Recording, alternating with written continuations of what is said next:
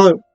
So in this video, we're going to talk about Tomohiro Maekawa's play The Sun, which I'm reading out of the Methuen drama book of contemporary Japanese plays.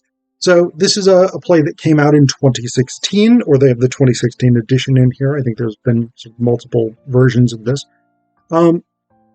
This is a near-future sci-fi play.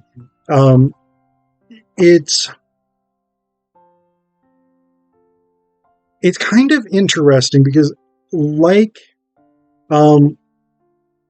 Shiro Maeda's Isn't Anyone Alive, The Sun deals with a disease that spreads across the world. But in this case, rather than the disease destroying all life as it does in Maeda's play, in Maekawa's play, a lot of people do die, but then a lot of people, or at least some people, start recovering, and they have superior immune systems, they have superior longevity, they have superior strength, but they are susceptible to ultraviolet light, particularly sunlight. And so they become called the Nocts, for the nocturnal humans, or Homo Noxensis, the ones who live in the night. Basically, they are vampires apart from not needing to drink blood to survive. And people figure out that you can convert. You can become a Nox by basically getting infected with a particular disease and then taking a particular vaccine. So large numbers of people start converting to become Nox. Eventually, the Nox become the dominant portion of the population, with only traditional humans, now called curios, for curious antiquities, only making up about 30% of the population. The Nox largely take over the cities, and many curios sort of leave, either to go to their own city, which it's hard to tell because we get conflicting reports, but it seems to be a somewhat authoritarian city, run kind of on the basis of anti-Nox racism. A lot of other curios go back to... Incidentally, I'm going to be using the term curios, even though that's regarded as somewhat offensive in the play. But it's also a thing that many of the characters use. So many of the other curios live in smaller villages and things like this. And the particular village that this play is concerned with is called Nagano Ward 8. What has happened is that a Nox has been violently murdered. And that's what we get in scene 1. Basically, this guy, Tetsuya Okudera, leaves a Nox man out in the sun, and he dies. No particular reason for it, no real explanation given. It's just a thing that occurs. And so, as a result of this, the Nox basically blockade off this town. There's an economic embargo with this small village, and over the 10 years of the embargo, the overwhelming majority of the population basically disappears. They go from like 300 people to about 20. Finally, 10 years later, the embargo is going to be lifted, trade and relations are going to be resumed, and basically the Nox find out that this place has completely deteriorated. Like, it is like medieval conditions at this stage. The Nox who are much more technologically advanced than this village that's been suffering from an embargo for 10 years. The Nox basically are like, all right, we're going to like supply you. We're going to help you get back on your feet. But interestingly enough, there is this sort of neo-colonialist and sort of neoliberal attitude here. And this is actually something we see a number of times in this play. We get these sort of interesting commentaries on the ways in which more dominant cultures, colonial powers, and neo-colonial imperial or neo-colonial economic powers tend to treat less developed nations or nations who have resources that can be extracted for the profit of the global north. So, at one point, for instance, when they're sort of negotiating reopening this town, you have two characters, Seiji, who is a Nox official, who's basically a bureaucrat, and Junko, who is sort of representing the town, Nagano Ward 8. Junko is sort of a leading figure in the town. So Seiji asks if they have any mains there. So basically, you have electricity. Junko says, we only have water. Seiji says, use electricity, please. Let's go back to civilized life.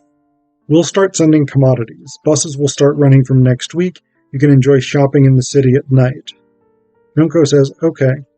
Seiji says, I drove around here a while ago. Actually, I'm surprised to see what 10 years of economic blockade can do. I thought things would be better than this even under blockade. Isn't it cruel? Don't you love this village? Well, Ward 8 has been infamous. Almost all the curios who got arrested in Matsumoto were from here. Our crime rate dropped since this place was ruined. If you want a fresh start, make it a good village. So this is a very like neoliberal, neo-colonialist thing. This idea that those who are impoverished because of their own failures or faults, even if that is the clear result of economic activity from more economically powerful forces. Like, this village has been ruined economically, socially, culturally by 10 years of economic blockade in which the Nox just prevented any trade, any interactions between this village and the outside world. And now the Nox are like, you have failed. You have become uncivilized because of your failure. And they completely obfuscate here, even while acknowledging their own role in this. We get the same kind of thing a little bit later. There's this kind of humiliating scene. Seiji says, I want you to articulate it. Say, I'll work hard, okay? Junko, you get ellipse points. Clearly silence here. Seiji says, now, say it. Junko says, what? Seiji says, say, I'll work hard. Junko says, I will work hard. Seiji says louder, don't you want a fresh start? Let your words empower you. Again, I don't want empty promises. I want to see your genuine determination. Go on, say it. And it is this bizarre thing, but it also happens in the real world, where economically dominant countries from the global north or global financial corporations destroy the infrastructure, destroy the economies of nations in the global south, developing countries, things like this, and then place the blame for those failures on the nations whose economies have been destroyed from the outside.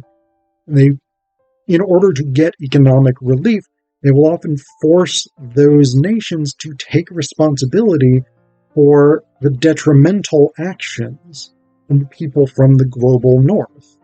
So we get some other elements that are along the same lines here. One of the most distinctive elements of this is we have this sort of neo-colonialist attitude. We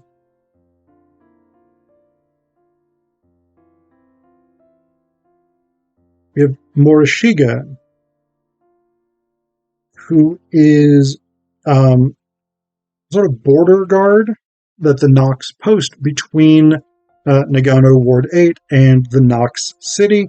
And then we have Tetsuhiko, who is a young man from Nagano Ward 8 who becomes friends with Morishige and basically wants to become a Nox so that he can go to school and study.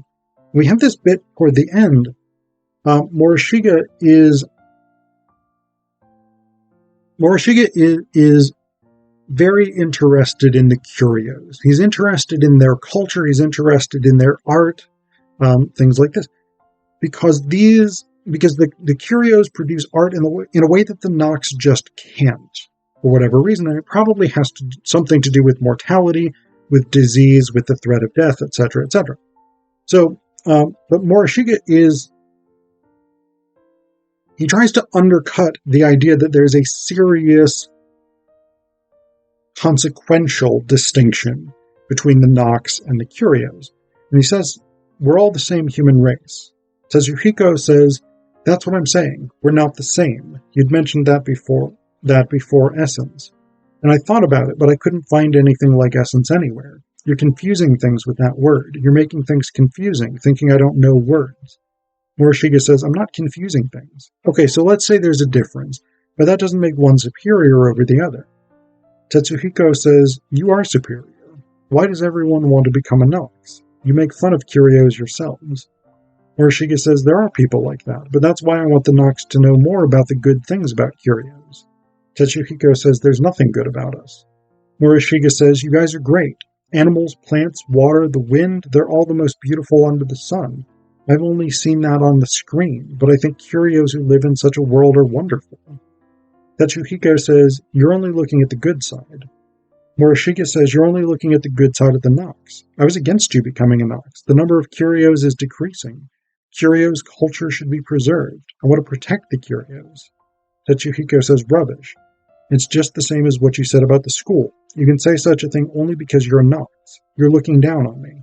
You say school is nothing great, the Nox is not special, but you can say that because you have everything.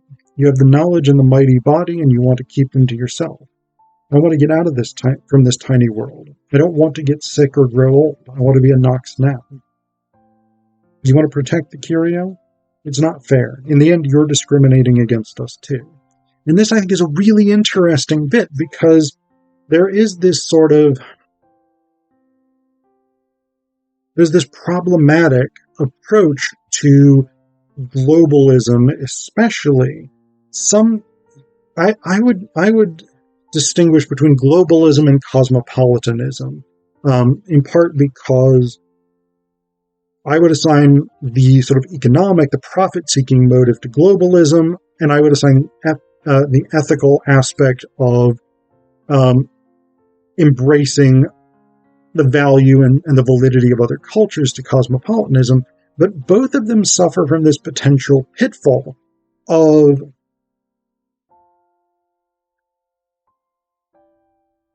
Orientalism in a way, but not necessarily just Orientalism, but idealizing and simplifying the other.